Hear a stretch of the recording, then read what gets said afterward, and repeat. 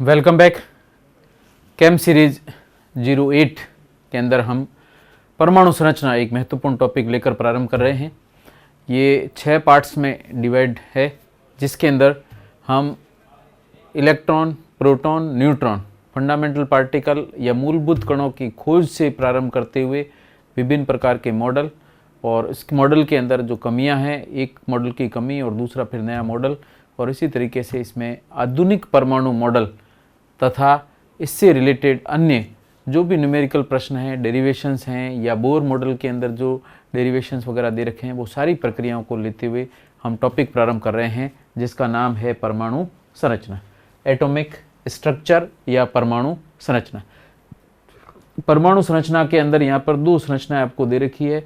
ये आधुनिक आज दिन तक जो ज्ञात किए गए परमाणु मॉडल है, उस परमाणु मॉडल के अंदर परमाणु के मध्य में प्रोटॉन और न्यूट्रॉन युक्त नाभिक है तथा इसके चारों ओर दीर्घवृत्ताकार कोशों के अंदर इलेक्ट्रॉन परिक्रमण करते हैं और इसी के आधार पर या इसी रूप के अंदर एक सूक्ष्म परमाणु प्रदर्शित किया जाता है या संरचना प्रदर्शित की जाती है। इसके अलावा लेफ्ट साइड के अंदर जो संरचना दे रखी है, यह कक्षक के अंदर इलेक्ट्रॉन अभ्र को प्रदर्शित करते हुए कक्षक आकृति को दर्शाया गया है। तो ये किसको प्रदर्शित करता है?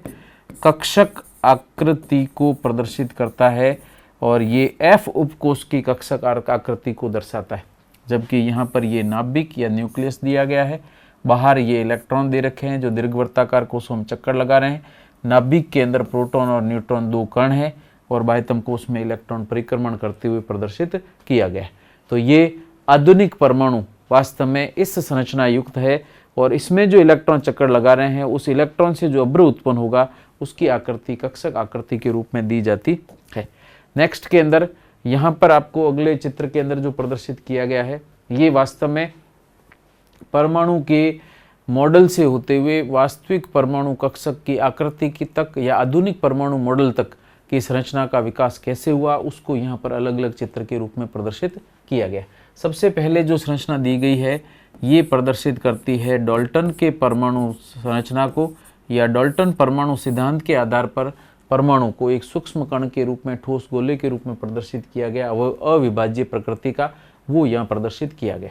जबकि सेकंड के अंदर जो संरचना दे रखी है, जिसमें यहाँ पर गोलाकार परमाणु, ये परमाणु है और इस परमाणु के मध्य अर्थात पूरा परमाणु है वो तो धन आवेशित गोले के रूप में है तथा उसके मध्य के अंदर इस तरीके से इलेक्ट्रॉन व्यवस्थित है और यह परमाणु के अंदर एक सामान्य प्लम पुडिंग मॉडल के रूप में प्रदर्शित किया गया मॉडल है।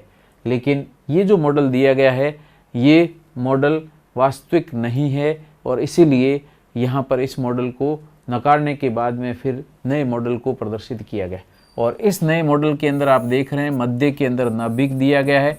इसका मतलब यह रदरफोर्ड के परमाणु मॉडल को प्रदर्शित करता है, जिसकी मध्य में नाभिक, संपूर्ण भार इसमें निहित है और इलेक्ट्रॉन बाकी वाले खाली भाग या रिक्त भाग के अंदर इलेक्ट्रॉन उपस्थित है जो नाभिक के चारों ओर परिक्रमण करते हैं। जबकि उसके आगे जो संरचना दी गई है, जिसके मध्य के अंदर नाभिक है और बाहर इलेक्ट्रॉन दीर्घवृत्ताकार कोषों के अंदर परिक्रमण करते हैं और इस तरीके का ये आधुनिक परमाणु संरचना यहाँ पर प्रदर्शित की गई। और यहाँ पर इलेक्ट्रॉन जिन स्थानों पर परिक्रमण करते हैं, वहाँ पर उपस्थित कक्षकों की आकृतियाँ यहाँ पर इस रूप में दी जाती है, जिसमें पहला जो गोलाकार आकृति है ये एस कक्षक को दर्शा रही है। ये डंबलाकार 3 आकृतियाँ PX, PY, PZ, P कक्षक को, उपकोष को प्रदर्शित करती हैं और नीचे जो दी गई हैं ये 1, 2, 3, 4, 5 कक्षक युक्त जो अलग अलग आकृतियाँ दे रखी है, ये वास्तव में D उपकोष के कक्षकों को दर्शाती है और अंत के अंदर दी गई संरचना ये F उपकोष के कक्षकों को प्रदर्शित करती है। अर्थात S, P, D और F जो उपकोष हैं, उनके कक्षकों की आकृति इस संरचना के रूप में प्रदर्शित की जाती है और ये कक्षक आकृतियाँ वास्तव में श्रोडिंजर तरंग समीकरण के हल के रूप में प्राप्त की जाती है और उसी के आधार पर इनको इन रूपों में प्रदर्शित किया गया है। और उसके बाद में हम नेक्स्ट बात करते हैं परमाणु सिद्धांत, जो कि डाल्टन के द्वारा दिया गया। परमाणु संरचना समझने से पहले हमें डाल्टन का परमाणु सिद्धांत पता होना चाहिए और डाल्टन के परमाणु सिद्धांत के अनुसार परमाणु की प्रकृति को दर्शाने के लिए डाल्टन ने सर्वप्रथम जिन जिन बिंदुओं को प्रदर्शित किया कि परमाणु इस प्रकार का होता है, उन सभी बिंदुओं को सम्मिलित रूप से परमाणु संरचना कहते हैं। तो परमाणु की प्रकृति को दर्शाने के लिए डाल्टन द्वारा, इसमें ये नाम आपको ध्यान रखना है, एक तो इसका पूरा नाम है जॉन डाल्टन, और इसके अलावा जॉन डाल्टन ने परमाणु सिद्धांत या एटॉमिक थ्योरी सर्वप्रथम प्रदर्शित की थी। तो एटॉमिक थ्योरी किसके द्वारा दी गई है, या परमाणु सिद्धांत किसके द्वारा दिया गया, जॉन डाल्टन के द्वारा परमाणु सिद्धांत प्रतिपादित किया गया, दिया गया। परमाणु अविभाज्य कण है, उसके पॉइंट्स के रूप में अगर प्रदर्शित करें तो परमाणु अविभाज्य सूक्ष्मतम कण है, जो रासायनिक अभिक्रियाओं में न तो बनते हैं और न ही नष्ट होते हैं तथा एक इकाई के रूप में कार्य करते हैं, उन्हीं को हम क्या कहते हैं, परमाणु। तो यहाँ पर ये परमाणु की परिभाषा को प्रदर्शित करता है, और परमाणु की परिभाषा के अनुसार परमाणु वास्तव में अविभाज्य सूक्ष्म कण है, जो रासायनिक भौतिक विधियों से न तो बनता है न ही नष्ट होता है, और ये एक इकाई के रूप में कार्य करता है। लेकिन इकाई के रूप में किस में करेगा, रासायनिक अभिक्रियाओं के अंदर ये इकाई के रूप में कार्य करता है। तो रासायनिक अभिक्रिया में इकाई के रूप में कार्य करने वाले भागों को या कणों को हम क्या नाम देते हैं, परमाणु, या उसी के लिए अविभाज्य के रूप में इसका नामकरण किया गया है एटम, और इसी रूप में इसको प्रदर्शित किया जाता है। तो डाल्टन के परमाणु सिद्धांत से परमाणु की परिभाषा निकल कर आती है कि रासायनिक अभिक्रियाओं के अंदर परमाणु हमेशा अविभाज्य तथा इकाई के रूप में कार्य करता है। नेक्स्ट प्रक्रिया इसके अंदर आप देखें तो डाल्टन परमाणु सिद्धांत के अंदर क्या क्या कमियां हैं। हम डाल्टन परमाणु सिद्धांत पहले ले चुके हैं, इसलिए यहाँ पर डिटेल में नहीं दिया, केवल उससे महत्वपूर्ण परमाणु परिभाषा जो निकल कर आई वही प्रदर्शित की गई है। यहाँ पर डाल्टन परमाणु सिद्धांत में जो कमियां हैं, उन कमियों को पूरा करने के लिए ही या उन कमियों की व्याख्या करने के लिए ही वास्तव में परमाणु के मॉडल अलग अलग प्रदर्शित किए गए, और उन मॉडलों की सहायता से परमाणु की संरचना को जैसे जैसे ज्ञात करते गए वैसे वैसे परमाणु के बारे में जानकारी होती गई, और उसमें अलग अलग मॉडल के रूप में परमाणु संरचनाएं प्रदर्शित की जाती है। तो परमाणु सिद्धांत की कमियों में पहली कमी है, पदार्थों को आपस में रगड़ने पर आवेश उत्पन्न होना। ये दर्शाता है कि परमाणु अविभाज्य नहीं, मतलब पदार्थ को घिसने पर उसमें आवेश जो उत्पन्न हो रहा है, वह आवेश उस परमाणु में से कुछ संरचना निकलने के कारण या उस परमाणु में आवेशित कण होने के कारण आवेश उत्पन्न होता है। इसका मतलब आवेश यदि उत्पन्न होता है तो परमाणु अविभाज्य नहीं हो सकता है। पहली प्रक्रिया यहाँ हो जाएगी पहली कमी के रूप में। दूसरी, फैराडे के विद्युत अपघटन द्वारा सिद्ध होता है कि परमाणु अविभाज्य नहीं है, अर्थात परमाणु के अंदर जो फैराडे के विद्युत अपघटन प्रक्रिया है, इसके अंदर विलयन में उपस्थित आयन इलेक्ट्रोडों पर जाकर के निक्षेपित या अपघटित हो जाते हैं। इस अपघटन और निक्षेपण की प्रक्रिया हो रही है, इसका मतलब परमाणु अविभाजित नहीं है, क्योंकि जो विलयन के अंदर आयन है वो अलग प्रकृति के हैं, और इलेक्ट्रोड पर जाकर जब ये जमा होते हैं उस समय इलेक्ट्रोड पर इनकी संरचना परिवर्तित हो जाती है, अर्थात परमाणु की प्रकृति में बदलाव होता है, यानी परमाणु विभाजित नहीं है। पहले विभाजित संरचना में था विलयन में, लेकिन जैसे ही ये निक्षेपित या अपघटित होता है तो ये परमाणु में परिवर्तित होगा। तो ऐसी स्थिति में विद्युत अपघटन हो रहा है, अर्थात परमाणु अविभाज्य कण नहीं हो सकता है। इसी तरीके से तीसरा है, रेडियो सक्रिय तत्व बीटा कण उत्सर्जित करता है।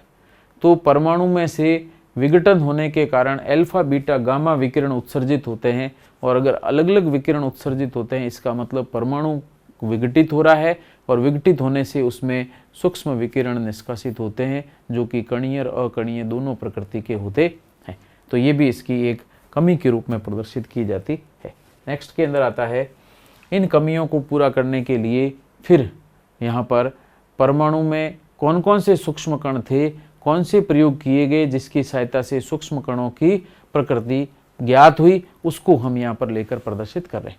इलेक्ट्रॉन की खोज विलियम क्रुक्स ने की। सबसे ये विलियम क्रुक्स का विसर्जन नली प्रयोग या चित्र के रूप में दिया गया है, जो कि इलेक्ट्रॉन की खोज के लिए प्रारंभिक प्रक्रिया को दर्शाता है। ठीक है, तो इलेक्ट्रॉन की खोज की प्रारंभिक प्रक्रिया इस प्रकार की एक विसर्जन नली होती है, जो कांच और साइड के अंदर इलेक्ट्रोडों से उच्च विभव इसके अंदर प्रवाहित किया जाता है। तो इस व्यवस्था के अंदर जो विसर्जन नली प्रयोग है ये किसके द्वारा किया गया, विलियम क्रुक्स के द्वारा जो विसर्जन नली प्रयोग किया गया उसकी संरचना यहाँ पर दे रखी है, जिसमें लेफ्ट साइड के अंदर कैथोड है और कैथोड पर आवेश यहाँ पर कैसा होता है, ऋण आवेश, और राइट साइड में एनोड दिया हुआ है, एनोड पर कौन सा आवेश होता है, धन आवेश।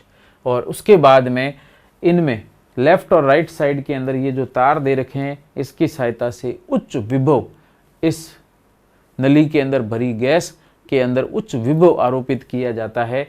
और उच्च विभव वास्तव में निम्न गैस या निम्न दाब पर यदि भरी हुई गैस पर उच्च विभव आरोपित करें तो ऐसी स्थिति के अंदर यहाँ पर जैसे जैसे दाब घटाते जाएंगे, इसमें गैस भरी है लेकिन गैस का दाब हम यहाँ पर वैक्यूम ट्यूब लगा रखी है, ये वैक्यूम की ओर प्रदर्शित करता है, ये वैक्यूम या निर्वात की ओर प्रदर्शित कर रहा है, स्टैंड का काम भी कर रहा है, निर्वात भी। तो साथ में यहाँ से जैसे जैसे इस विलियन में भरी हुई गैस का दाब कम करते हैं वैसे वैसे कैथोड और एनोड के बीच में एक चमकीली रेखा निर्मित होना प्रारंभ कर देती है। और ये चमकीली रेखा ही वास्तव में क्या है, कैथोड किरणें हैं, जो कि कैथोड से एनोड की ओर स्थानांतरित होती है। तो इस तरीके से विलियन के अंदर या इस मिश्रण के अंदर या क्रुक्स नलिका में निम्न दाब पर गैस भरने के बाद उच्च विभव आरोपित किया जाता है तो कैथोड से एनोड की ओर सूक्ष्म कण स्थानांतरित होते हैं और इन इलेक्ट्रॉनों के पुंज को ही हम क्या नाम देते हैं, कैथोड किरणें कहा जाता है। और कैथोड किरणें कैथोड से एनोड की ओर स्थानांतरित होती है, इसलिए इनका नाम क्या रखा गया है, कैथोड किरणें रखा जाता है। और इस नली को हम गैस डिस्चार्ज ट्यूब कहते हैं, जो कि अति निम्न दाब पर यहाँ पर क्या उत्पन्न करती है, एक ग्लोरी या चमक उत्पन्न करती है। ये चमक ही वास्तव में कैथोड किरणें कहलाती है। इलेक्ट्रॉन की खोज के अंदर पॉइंट्स क्या क्या हैं वो प्रक्रिया एक बार वापस देखें। चित्र आपने देख लिया है, वो विलियम क्रुक्स के विसर्जन नली प्रयोग को प्रदर्शित करता है। अब आपके इलेक्ट्रॉन की खोज के अंदर जो महत्वपूर्ण बिंदु हैं वो आप देखें। पहला पॉइंट इसमें से निकल कर आता है कि इलेक्ट्रॉन की खोज विलियम क्रुक्स के कौन से विसर्जन नली प्रयोग का परिणाम है। तो पहला प्रश्न इसमें बनने की संभावना रहती है कि निम्न में से किसकी सहायता से इलेक्ट्रॉन की खोज हुई है। तो वहाँ पर आपके ये ऑप्शन हो तो राइट आंसर निकलता है कि विसर्जन नली प्रयोग जो विलियम क्रुक्स ने किया था उसके परिणाम स्वरूप ही इलेक्ट्रॉन की खोज हो पाई। सेकंड है, सामान्य दाब पर विसर्जन नली में भरी गैस विद्युत कुचालक होती। बहुत इंपॉर्टेंट बात है, सामान्य दाब पर यदि गैस भरी जाए तो उसमें विद्युत धारा प्रवाहित नहीं होती है, गैस विद्युत की कुचालक होती है। उसका कारण ये है कि गैस निरावेशित प्रकृति है, इसमें आयन नहीं होते हैं। ऐसी स्थिति के अंदर विद्युत धारा संचरित नहीं होगी, विद्युत की कुचालक रहेगी।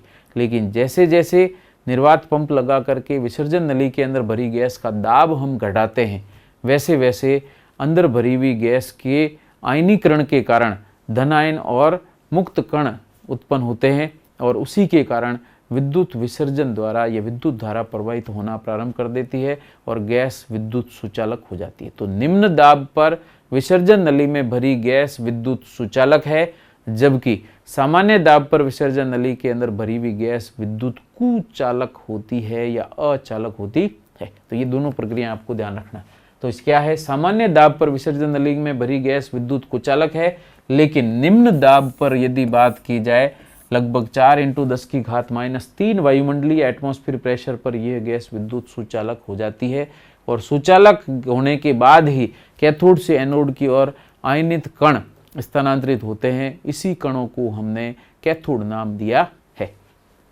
नेक्स्ट है, निम्न दाब पर विसर्जन नली में विद्युत विभव उत्पन्न करने पर, विद्युत धारा प्रवाहित करने पर या विद्युत विभव उत्पन्न करने पर इलेक्ट्रोडों के मध्य चमक उत्पन्न होती है, जिनमें कैथोड से एनोड की ओर स्थानांतरित होने वाले कण होते हैं और इन्हीं कणों को हमने क्या नाम दिया है, कैथोड किरणें कहा। तो कैथोड से एनोड की ओर जाने वाली विकिरणों का नाम ही क्या रखा जाता है, कैथोड किरणें रखा जाता है। नेक्स्ट बात करते हैं, इस विसर्जन नली के प्रयोग के अंदर कैथोड किरणों की खोज कैसे हुई वो चित्र के रूप में प्रदर्शित की गई। यहाँ पर आपके आउटलाइन प्रोग्राम या आउटलाइन चित्र प्रदर्शित किया गया है और पहले जो चित्र बनाया था वो वास्तविक प्रायोगिक चित्र को दर्शाता था। तो यहाँ पर आपके आउटलाइन चित्र के अंदर यहाँ पर लेफ्ट साइड में वापस कैथोड है, राइट साइड के अंदर धनावेशित एनोड है जो कि इलेक्ट्रोड के रूप में उच्च विभव, इसमें हाई वोल्टेज जनरेटर से जोड़कर उच्च विभव उत्पन्न किया जाता है। और इस नली में भरी गैस के साथ में यहाँ पर वैक्यूम पंप लगा करके इसका दाब धीरे धीरे क्या करते हैं, कम करते हैं, क्योंकि निम्न दाब पर ही गैस विद्युत विसर्जन द्वारा कैथोड किरणें उत्पन्न करती है। और इसमें जो भरी हुई गैस है, air at very low pressure, अर्थात निम्न दाब पर गैस भरी हुई 4 × 10⁻³ वायुमंडलीय दाब पर ये गैस भरी हुई है। और ये जो कांच है या नली है, ये कठोर कांच की बनी हुई, इसी को हम डिस्चार्ज ट्यूब के नाम से या विसर्जन नली के नाम से प्रदर्शित करते हैं। और जैसे ही निम्न दाब पर विद्युत विभव प्रवाहित किया जाता है तो कैथोड से एनोड की ओर सूक्ष्म कण निष्कासित होते हैं। अब ये आते कहाँ से है, वहाँ पर मैं एक सिंपल प्रक्रिया बताऊँ। मान लीजिए इसमें हाइड्रोजन गैस भरी हुई है, तो दाब जैसे कम किया जाएगा और विभव उत्पन्न होगा, तो यहाँ पर विभव की उपस्थिति में ये हाइड्रोजन परमाणु में परिवर्तित हो जाएगा। तो 2 हाइड्रोजन परमाणु बनेंगे और हाइड्रोजन परमाणु में विभव की उपस्थिति के अंदर ये हाइड्रोजन आयनीकृत होकर H+ और साथ में इलेक्ट्रॉन मुक्त करता है, जिसमें से H+ धनायन के रूप में जो प्रोटॉन है वो तो किस ओर आकर्षित होंगे, धनावेशित कण हैं, इसलिए इस दिशा में आकर्षित होंगे, अर्थात कैथोड की ओर आकर्षित होंगे, जबकि ऋणावेशित कण है ये धन इलेक्ट्रोड एनोड की ओर स्थानांतरित होंगे। तो ऐसी स्थिति में यहाँ पर जो ऋणावेशित इलेक्ट्रॉन है, ये सारे के सारे इलेक्ट्रॉन किस ओर स्थानांतरित होंगे, एनोड की ओर स्थानांतरित होंगे।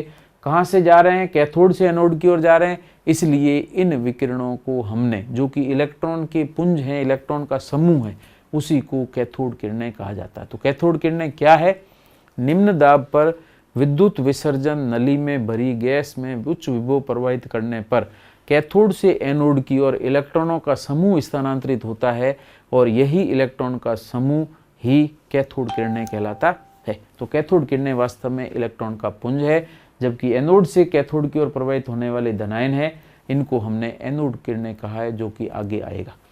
तो यहाँ पर ये चित्र आपको ध्यान रखना है। और उच्च विभव और निम्न दाब पर विद्युत विसर्जन करने पर जो आवेश उत्पन्न हो रहे हैं, धन और ऋणावेश परमाणु के विघटन से उत्पन्न हुए, यही कैथोड और एनोड किरणें नामकरण के रूप में प्रदर्शित की जाती।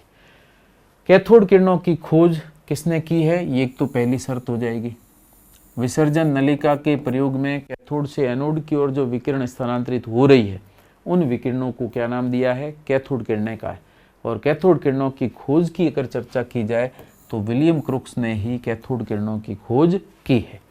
कैथोड किरणों के गुणों का अध्ययन किसने किया, ये भी आप ध्यान रखना। कैथोड किरणों के गुणों का अध्ययन जे थॉमसन के द्वारा किया गया। बहुत इंपॉर्टेंट है, ये नाम आपको ध्यान रखना है।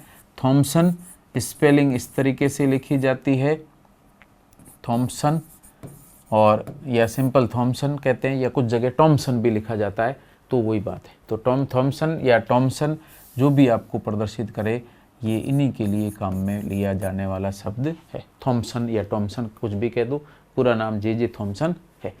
और इनने जो गुण बताए कैथोड किरणों के, वो गुण यहाँ प्रदर्शित किए गए। पहला गुण जो इम्पोर्टेंट है वो है कैथोड किरणों की प्रकृति विसर्जन नली में भरी गैस पर निर्भर नहीं करती है।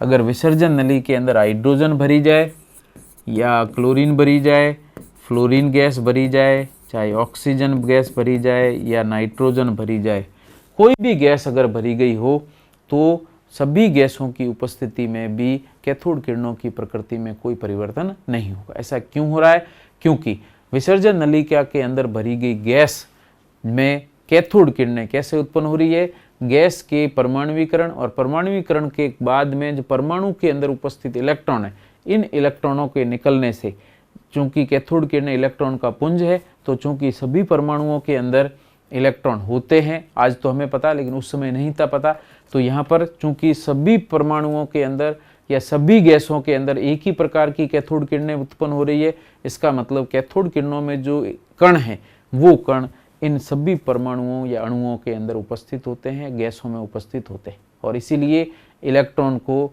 ये कहा गया है कि यह कण सभी परमाणुओं में समान रूप से होते हैं, इसलिए इसकी प्रकृति विसर्जन नली में भरी गैस पर निर्भर नहीं करती है। तो ये इंपॉर्टेंट पॉइंट है, अर्थात कैथोड किरणों में उपस्थित कण सभी तत्वों में अनिवार्य रूप से पाए जाते हैं और कैथोड किरणों में उपस्थित इन्हीं कणों के लिए आगे नामकरण किया गया है, इलेक्ट्रॉन कहा जाता है। तो इम्पोर्टेंट है, पहली बात आपको ध्यान रखनी है कि यहाँ पर कैथोड किरणों की प्रकृति विसर्जन नलिका में भरी गैस पर निर्भर नहीं करती है, क्योंकि कैथोड किरणें केवल क्या है, इलेक्ट्रॉन है, और चूंकि इलेक्ट्रॉन सभी परमाणुओं के अंदर पाए जाते हैं, ऐसी स्थिति के अंदर सभी सार्वजनिक रूप से इलेक्ट्रॉन उपस्थित रहने के कारण कैथोड किरणों की प्रकृति हमेशा निर्भर गैस पर निर्भर नहीं करती है, जो कि विसर्जन नली में भरी जाती है। दूसरा पॉइंट है, कैथोड विकिरण उच्च ऊर्जा युक्त होने के कारण कठोर धातु से टकराकर एक्सरे उत्पन्न करती है। तो ये एक और इम्पोर्टेंट पॉइंट है। एक्स-रेज कैसे उत्पन्न की जाती है? अगर कैथोड किरणों को जो कि उच्च ऊर्जा युक्त है उसको कठोर धातु पर, जिसके अंदर हम generally tungsten, platinum, gold, palladium, इन भारी धातुओं का उपयोग किया जाए, या सिल्वर भी ले सकते हैं, तो इन भारी धातुओं का यदि उपयोग किया जाए और कैथोड किरणों को यदि भारी धातुओं पर आपतित किया जाए, तो उनमें से मान लीजिए कैथोड किरणें इधर जा रही है और बीच में यदि इस तरह की एक धातु रख दी जाए तो कैथोड किरणें इससे टकरा कर उसमें से अन्य विकिरण उत्पन्न करेगी, और यही विकिरण वास्तव में कौन से हैं? एक्सरे विकिरण है। और ये एक्सरे विकिरण कहाँ से उत्पन्न होती है? जैसे ही कैथोड किरणें कठोर धातु पर टकराती है तो टकराने पर ये कैथोड किरणें इलेक्ट्रॉन हैं, और जैसे इलेक्ट्रॉन धातु पर टकराते हैं ये इलेक्ट्रॉन बाहर से अंदर की ओर धकेले जाते हैं, नाभिक की ओर स्थानांतरित होते हैं, और जो सबसे नाभिक के नज़दीक इलेक्ट्रॉन है ये इलेक्ट्रॉन नाभिक में गिरना प्रारंभ कर देते हैं, और ऐसी स्थिति के अंदर जो इलेक्ट्रॉन की ऊर्जा घट रही है वो अतिरिक्त ऊर्जा उत्सर्जित करेगा, और उसी ऊर्जा को हम एक्स-रे के नाम से प्रदर्शित करते हैं। तो बहुत इंपॉर्टेंट है। तो कैथोड किरणें हमेशा धातु पर टकराने पर या भारी धातु पर टकराने पर वहीं से एक्स विकिरण उत्पन्न करती है, और ये उच्च ऊर्जा विकिरण है जिसका उपयोग एक्सरे के लिए या रेडियोग्राफी के अंदर किया जाता है। यह विकिरण उच्च यांत्रिक ऊर्जा युक्त कण है। इनमें उच्च यांत्रिक ऊर्जा होती है, अर्थात इसके रास्ते में यदि कोई वस्तु रखी जाए तो ये उससे टकरा करके उसको धक्का देती है, या कोई गिरनी रखी गई है तो उसको घुमाने का काम करती है, क्योंकि इसमें गतिज ऊर्जा या यांत्रिक ऊर्जा या मैकेनिकल एनर्जी उपस्थित होती है। इन सूक्ष्म कणों को जो कैथोड से एनोड की ओर स्थानांतरित होते हैं उन्हीं को हमने क्या नाम दिया है? इलेक्ट्रॉन दिया है, और ये ऋणावेशित प्रकृति के होते हैं। कैसे पता चला कि ये ऋणावेशित है? अगर विसर्जन नलिका के अंदर हम किसका उपयोग करें, यदि इसके चारों ओर विद्युत क्षेत्र आरोपित किया जाए तो यह किरणें हमेशा धन इलेक्ट्रोड की ओर स्थानांतरित या आकर्षित होती है। इसका मतलब इन पर कौन सा आवेश उपस्थित है? ऋण आवेश उपस्थित होता है, और इन ऋण आवेशित कैथोड किरणों में जो सूक्ष्म कण हम प्रयुक्त कर रहे हैं वही सूक्ष्म कण इलेक्ट्रॉन कहलाता है, और उसका नामकरण स्टोनी के द्वारा किया गया है। अगली प्रक्रिया ध्यान रखना, इलेक्ट्रॉन की खोज का पूछे तो जे थॉमसन ने की है। ध्यान रखना, इंपॉर्टेंट है। विलियम क्रुक्स के प्रयोग से हमें पता चलता है कि कण अविभाज्य नहीं है, और विसर्जन नली के प्रयोग में कैथोड किरणें उत्पन्न होती। तो कैथोड किरणों की खोज किसने की? विलियम क्रुक्स ने। लेकिन यदि कहा जाए इलेक्ट्रॉन की खोज, चूंकि इन विकिरणों की प्रकृति किसने ज्ञात की थी? जे थॉमसन ने, और उन्होंने ही बताया था कि इसमें सूक्ष्म कण उपस्थित है, और उन सूक्ष्म कणों की खोज का श्रेय किसको दिया जाता है? जे थॉमसन को। जबकि यदि नामकरण की बात की जाए तो स्टोनी ने इलेक्ट्रॉन का नामकरण सर्वप्रथम किया था। इलेक्ट्रॉन पर विशिष्ट आवेश का निर्धारण किसके द्वारा किया गया है? जे थॉमसन के द्वारा। विशिष्ट आवेश वास्तव में क्या होता है? आवेश और द्रव्यमान का अनुपात, यहाँ पर विशिष्ट आवेश कहलाता है। ध्यान रखना, बहुत इंपॉर्टेंट है। विशिष्ट आवेश क्या है? इलेक्ट्रॉन और ई का मतलब आवेश और द्रव्यमान। तो किसी भी कण के आवेश और द्रव्यमान का अनुपात हमेशा क्या कहलाता है? विशिष्ट आवेश कहलाता है। तो आवेश बटा द्रव्यमान, इन दोनों का जो अनुपात है उसी को हम विशिष्ट आवेश कहते हैं, या स्पेसिफिक चार्ज कहा जाता है। बहुत इंपॉर्टेंट है, इस प्रक्रिया को ध्यान रखना। इलेक्ट्रॉन पर आवेश का निर्धारण किसने किया? तो आपको नाम याद रखना है, R.A. मुलिकन ने इलेक्ट्रॉन पर आवेश का निर्धारण किया, और इन R.A. मुलिकन ने जो प्रयोग किया था उसका नाम है तेल बिंदु प्रयोग। तो मुलिकन ने तेल बिंदु प्रयोग द्वारा इस इलेक्ट्रॉन पर इकाई आवेश का निर्धारण किया। तो आपके दो प्रकार की प्रक्रियाएं आती है, इलेक्ट्रॉन का विशिष्ट आवेश किसने ज्ञात किया और इलेक्ट्रॉन पर इकाई आवेश है ये किसने ज्ञात किया। तो इलेक्ट्रॉन पर इकाई आवेश है उसका श्रेय तो दिया जाता है या उसको ज्ञात किया गया है आर.ए. मूलिकन द्वारा। कौन से प्रयोग में? तेल बूंद प्रयोग या ऑयल ड्रॉप मेथड के द्वारा इसका निर्धारण हुआ। जबकि विशिष्ट आवेश जो है E/m है, इसका निर्धारण जे थॉम्सन के द्वारा किया गया। तो ये ध्यान रखना, आवेश और विशिष्ट आवेश दोनों अलग अलग वैज्ञानिकों के द्वारा निर्धारित किए गए हैं। अब लास्ट है कि इलेक्ट्रॉन के आवेश तथा विशिष्ट आवेश का अनुपात लेकर के ही हम इलेक्ट्रॉन का द्रव्यमान ज्ञात करते हैं। बहुत ही बड़ी इंपॉर्टेंट प्रक्रिया है कि यदि हम आवेश और विशिष्ट आवेश का अनुपात लेते हैं, मान लीजिए E इलेक्ट्रॉन का आवेश है और विशिष्ट आवेश है E/m, तो ऐसी स्थिति में m ऊपर चला जाएगा तो E/m हो जाएगा, नीचे भी E है तो E से E कट जाएगा, किसके बराबर होगा? m के बराबर। तो ये आवेश और विशिष्ट आवेश का जो अनुपात है वही अनुपात किसके बराबर होता है? इलेक्ट्रॉन के द्रव्यमान के बराबर। और इसी प्रकार से इलेक्ट्रॉन का द्रव्यमान ज्ञात किया जाता है। अगर प्रश्न आता है इलेक्ट्रॉन का द्रव्यमान कैसे ज्ञात किया गया, तो उसका सिंपल सी प्रक्रिया है कि आवेश और विशिष्ट आवेश के अनुपात की सहायता से ही इलेक्ट्रॉन का द्रव्यमान ज्ञात किया गया है। नेक्स्ट पार्ट है इसका इलेक्ट्रॉन की खोज के बाद में दूसरी प्रक्रिया में सेकंड पार्ट हम शुरू करते हैं प्रोटॉन की खोज।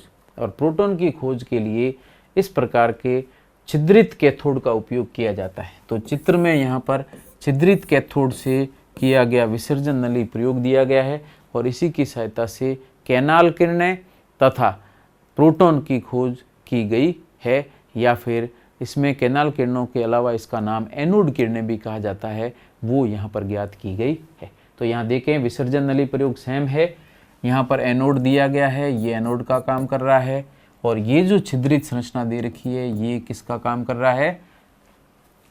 तो ये एनोड है तो उधर कैथोड हो गया, लेकिन कैथोड के अंदर हमने क्या कर रखे हैं? छोटे छोटे छिद्र कर रखे हैं। अब इस विसर्जन नलिका के अंदर जैसे ही उच्च विभव आरोपित किया जाता है, ये एनोड ये कैथोड, इसके बीच में भरी हुई गैस में वैक्यूम पंप की सहायता से निम्न दाब उत्पन्न करके अगर इसमें उच्च विभव प्रवाहित किया जाता है तो यहाँ पर दो प्रकार के कण बनेंगे, एक तो धन आवेशित कण और दूसरे बनेंगे इलेक्ट्रॉन। तो ये तो है परमाणु, ठीक है, और ये है इलेक्ट्रॉन। तो चूंकि विद्युत विसर्जन प्रक्रिया के अंदर इलेक्ट्रॉन उत्पन्न हो रहे हैं, कहाँ पर? कैथोड पर इलेक्ट्रॉन उत्पन्न हो रहे हैं और ये उत्पन्न इलेक्ट्रॉन तीव्र गति से निकलते हुए जैसे ही किसी परमाणु पर टकराते हैं तो परमाणु के अंदर टकराने पर उसमें उपस्थित इलेक्ट्रॉनों को निष्कासित कर देते हैं, अर्थात उस गैस परमाणु का आयनीकरण कर देते हैं। और इस आयनीकरण की प्रक्रिया में दो प्रकार के ये तो परमाणु है, इलेक्ट्रॉन के टकराने से परमाणु में से ये इलेक्ट्रॉन अलग हो गया और धन भाग अलग हो गया। जैसे ही धन और ऋण भाग विसर्जन नली में उत्पन्न होते हैं तो ऋण आवेशित कण अर्थात इलेक्ट्रॉन तो आकर्षित होंगे एनोड की ओर, क्योंकि एनोड पर कौन सा आवेश है? धन आवेश। तो ऋण आवेशित कण इलेक्ट्रॉन आकर्षित हो रहे हैं एनोड की ओर, जो कि कहाँ से कहाँ जा रहे हैं? कैथोड से एनोड की ओर, इन्हीं को हमने कैथोड किरणें कहा। लेकिन पीछे बचा हुआ भाग कौन सा है? धन आवेशित भाग है, जो कि परमाणु पर इकाई धनावेश या द्विधनावेश के रूप में होता है। अगर मैं विलयन के अंदर हाइड्रोजन भरूंगा तो हाइड्रोजन धनायन होंगे, क्लोरीन भरूंगा तो Cl+ होंगे, ऑक्सीजन भरूंगा तो O+ होंगे, नाइट्रोजन भरेंगे तो N+ होंगे। ये आयन और इलेक्ट्रॉन इसमें से अलग होने के बाद बचा हुआ कण इस प्रकार का धनायन बनता है। अर्थात धनावेशित कण कहाँ होंगे? अगर ऋणावेशित कण एनोड की ओर जा रहे हैं तो धनावेशित कण कैथोड की ओर आकर्षित होंगे और तीव्र गति से आकर्षित होते हैं। और तीव्र गति से आकर्षित ये कण जैसे ही इन छिद्रों के सीध में आते हैं तो ये रुकेंगे नहीं और छिद्र के आर पार निष्कासित हो जाते हैं। तो यहाँ पर आप देख सकते हैं धनावेशित कण छिद्र के आर पार निष्कासित हो गए और इस विसर्जन नली के इस हिस्से में हम परत चढ़ाते हैं जिंक सल्फाइड की। तो जैसे ही आवेशित कण यहाँ पर टकराता है तो यहाँ से चमक उत्पन्न होगी और यही चमक सिद्ध करती है कि कुछ विकिरण एनोड से कैथोड की ओर भी आ रही है। पहले तो हमें ये पता था कि सिर्फ कैथोड से एनोड की ओर कैथोड किरणें जा रही है, लेकिन अब इस परफोरेटेड कैथोड या फिर हम कह सकते हैं जो जालीदार कैथोड है जिसमें छिद्र किए हुए हैं, छिद्रित कैथोड है। छिद्रित कैथोड प्रयोग के अंदर धनावेशित कण भी इस कैथोड के पीछे की ओर तीव्रता से निकलते हुए देखे जाते हैं, जो कि जिंक सल्फाइड के पर्दे पर टकरा करके चमक उत्पन्न करते हैं, जो इनकी पुष्टि करती है कि इसमें विकिरण आ रही है।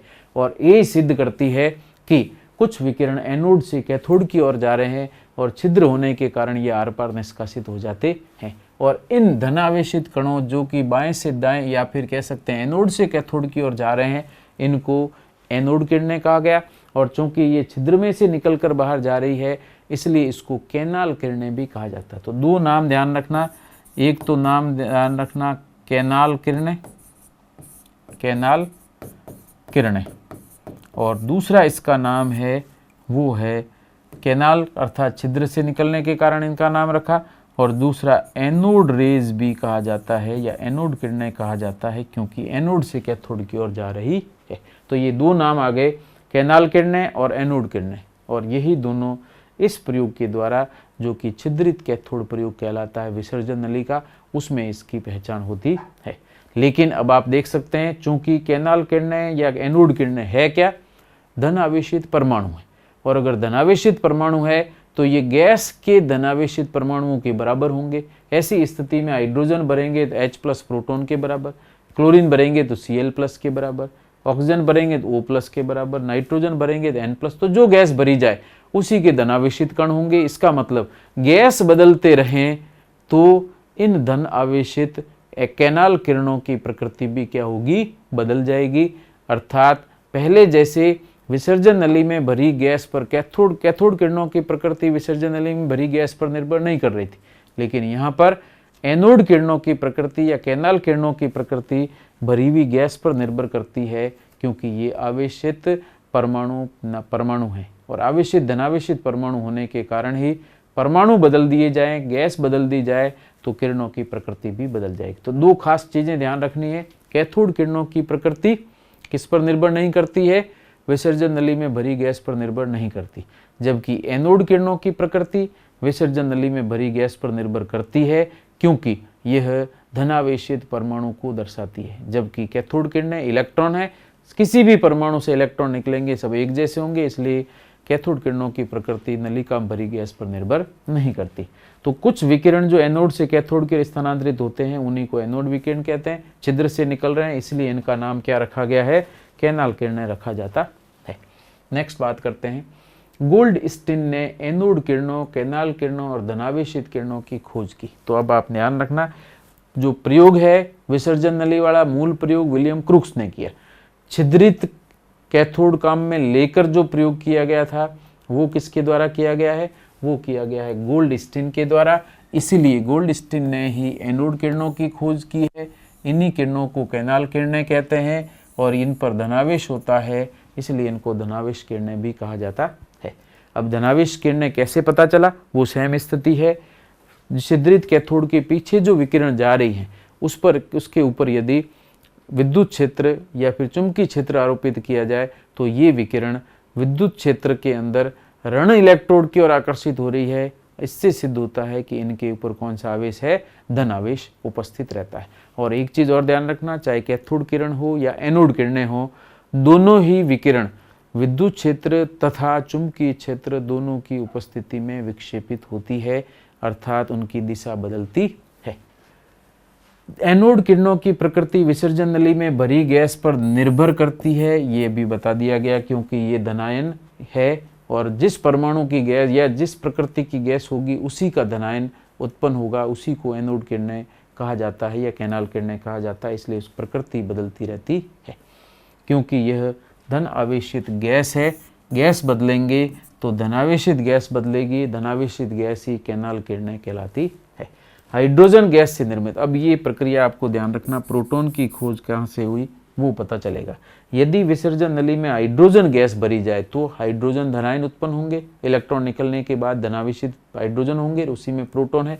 तो हाइड्रोजन गैस निर्मित कैनाल किरणों के कणों की विशिष्ट आवेश उच्चतम होता है, जिसे हम प्रोटॉन कहते हैं। तो सीधा सा है, कैनाल किरणें जो निकल रही है उनका यदि विशिष्ट आवेश ज्ञात किया जाए, E/m यदि हम ज्ञात करते हैं, विशिष्ट आवेश ज्ञात करते हैं, तो विसर्जन नली में भरी हुई गैस अगर हाइड्रोजन है तो उससे जो विकिरण उत्पन्न होगी या एनोड विकिरण उससे जो उत्पन्न होगी, उन एनोड विकिरणों के लिए विशिष्ट आवेश हमेशा क्या होता है, अधिकतम होता है या उच्चतम होता है। और उच्चतम आवेश युक्त इन विकिरणों का ही नामकरण आगे जाकर क्या किया गया है, प्रोटॉन कहा गया। तो सिंपल ध्यान रखना, गोल्डस्टीन ने एनोड, कैनाल या धनावेशित किरणों की खोज की है और गोल्डस्टीन ने ही आगे जाकर विशिष्ट आवेश कौन सा, विसर्जन नली में भरी हुई गैस यदि हाइड्रोजन है तो प्राप्त E/m या विशिष्ट आवेश किसका, हाइड्रोजन गैस भरने के बाद जो कैनाल किरणें या धनावेशित किरणें प्राप्त हो रही है उनका विशिष्ट आवेश उच्चतम होता है। और इन उच्चतम विशिष्ट आवेश युक्त विकिरण में जो कण है उन्हीं को प्रोटॉन नाम दिया गया है। तो ध्यान रखना, उच्चतम विशिष्ट आवेश किसका, कैनाल किरणों में उच्चतम विशिष्ट आवेश किसका है, प्रोटॉन का। और उस सूक्ष्मतम कण जो जिसका कि विशिष्ट आवेश उच्चतम है, किसमें, कैनाल किरणों में उच्चतम आवेश है या उच्चतम विशिष्ट आवेश है, उसी का नामकरण, उस कण का नामकरण ही प्रोटॉन किया गया। और ये नामकरण भी गोल्डस्टीन के द्वारा किया गया। तो उच्चतम विशिष्ट आवेश युक्त कणों का नामकरण गोल्डस्टीन ने क्या किया, प्रोटॉन। तो दो चीजें आई, प्रोटॉन की खोज और प्रोटॉन का नामकरण गोल्डस्टीन द्वारा किया गया।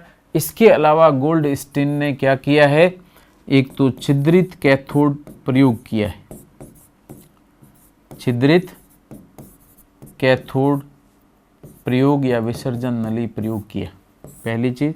दूसरी, कैनाल किरणों की खोज कह दीजिए, कैनाल किरणें, इन्हीं का दूसरा नाम है धनावेशित किरणें।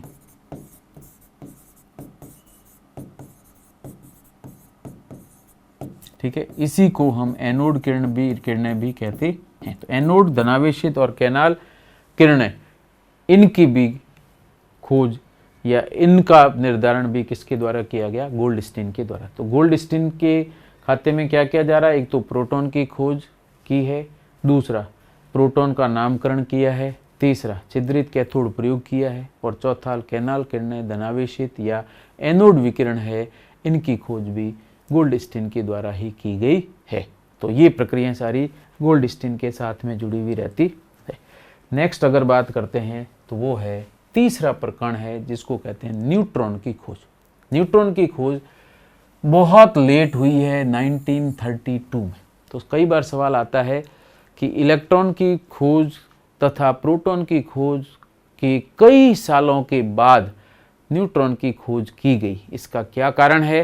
तो इसका सिंपल सा कारण है, चूंकि न्यूट्रॉन पर किसी प्रकार का कोई आवेश नहीं होता है, इसलिए इन कणों की खोज में बहुत अधिक समय लग गया, क्योंकि निरावेशित या इस प्रकार के जो उदासीन कण है इनको पहचानना या डिटेक्ट करना या निर्धारित करना आसान नहीं था, इसलिए इनकी खोज में बहुत लंबा समय लग गया। लेकिन कहा गया था बीच में प्रारंभ के अंदर कि परमाणु के यदि द्रव्यमान की बात की जाए तो केवल प्रोटॉन के अंदर द्रव्यमान होता है, और जबकि इलेक्ट्रॉन नगण्य द्रव्यमान युक्त है, लेकिन परमाणुओं के द्रव्यमान प्रोटॉन के द्रव्यमान के दुगने से भी ज़्यादा होते हैं, या दुगने तो होते ही हैं। तो इससे सिद्ध हो गया था कि इसमें कुछ अतिरिक्त उदासीन कण भी होंगे, लेकिन उसकी उपस्थिति सिद्ध होने में बहुत अधिक समय लग गया, क्योंकि इन पर किसी प्रकार का कोई आवेश नहीं होता। तो ये 1932 के अंदर न्यूट्रॉन की खोज की गई थी।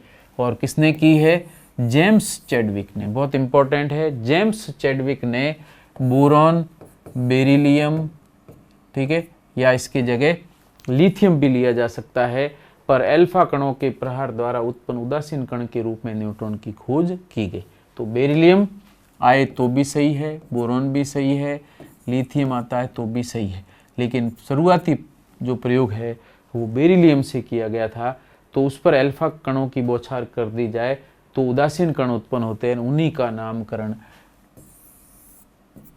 जेम्स चैडविक द्वारा क्या किया गया, न्यूट्रॉन। चूंकि न्यूट्रल पार्टिकल है, इस पर कोई आवेश नहीं होता, तो इंग्लिश में न्यूट्रल होने के कारण ही इसका नाम न्यूट्रॉन रखा गया है।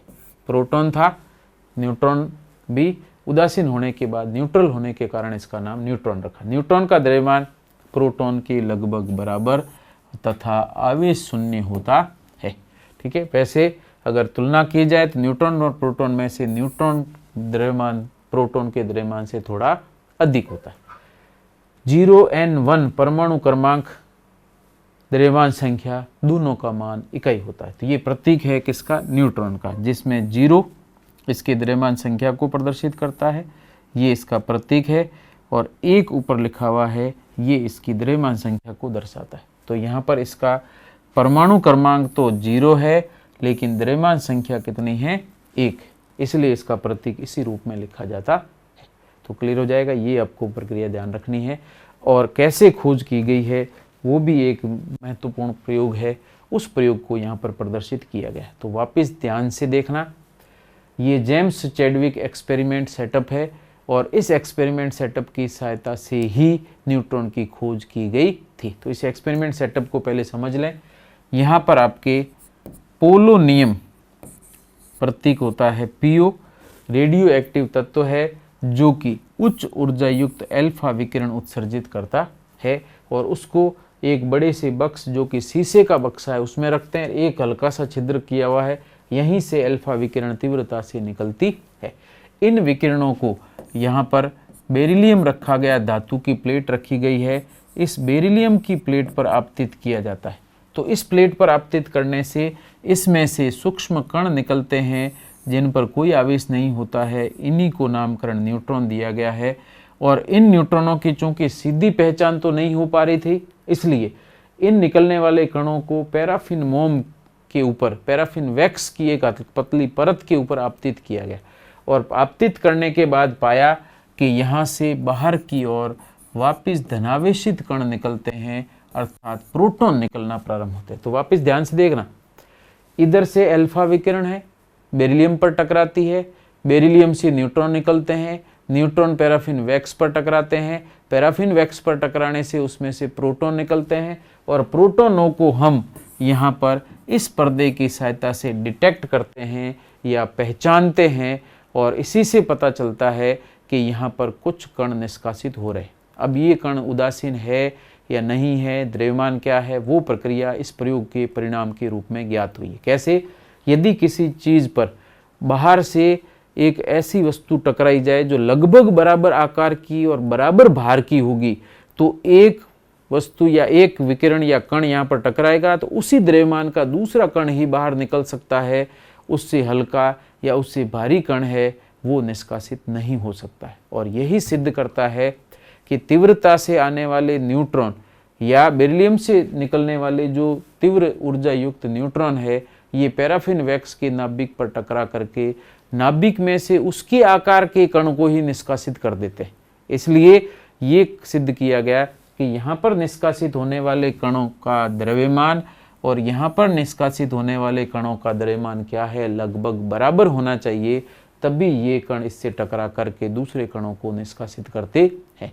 और ऐसी स्थिति में सिद्ध हो गया कि यहाँ से निष्कासित कण का द्रव्यमान प्रोटॉन के द्रव्यमान के लगभग बराबर है, तथा इस पर किसी प्रकार का कोई आवेश नहीं है, क्योंकि यहाँ पर यदि विद्युत और चुंबकीय क्षेत्र लगाया जाए तो निकलने वाले न्यूट्रॉन की दिशा में कोई परिवर्तन नहीं होता है। तो इससे सिद्ध हुआ कि ये विकिरण कैसी है, उदासीन है, लेकिन इसका भार प्रोटॉन के भार के बराबर क्यों है? क्योंकि ये विकिरण जैसे ही पैराफिन वैक्स के परमाणु नाभिक पर टकराती है तो उसमें से उसी आकार के कण ही निकाल सकती है, इसलिए न्यूट्रॉन का द्रव्यमान प्रोटॉन के द्रव्यमान के लगभग बराबर होना चाहिए।